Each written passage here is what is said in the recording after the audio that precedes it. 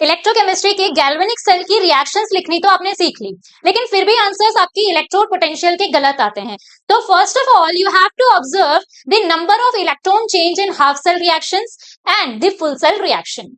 अगर आपके electrons half cell reaction and full cell reaction में इक्वल आते हैं तो आपका केस बनता है N1 equals to N2 equals to N3। तो इस केस में ही आप फॉर्मूला यूज कर सकते हैं जो आपकी एनसीईआरटी में गिवन है, E not cell is equals to E not cathode minus E not anode. This formula is only valid for the case N1 equals to N2 equals to N3।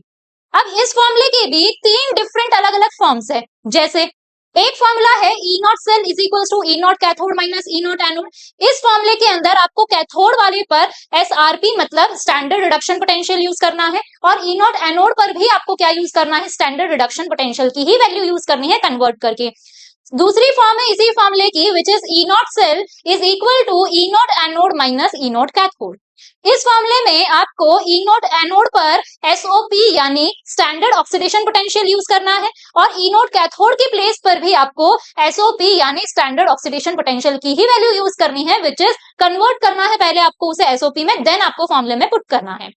Next form है इसकी E not cell is equals to E not anode plus E not cathode. यहाँ पर आपको E not anode के ऊपर anode पर जो reaction हो रही है उसका SOP यूज करना है और E नॉट कैथोड की प्लेस पर कैथोड पर जो रिएक्शन हो रही है उसका SRP यूज करना है, तो ही आपके सारे आंसर्स करेक्ट आएंगे। But keep in mind that this formula is only valid for N1 equals to N2 equals to N3. This formula is not valid for N1 not equal to N2 not equal to N3.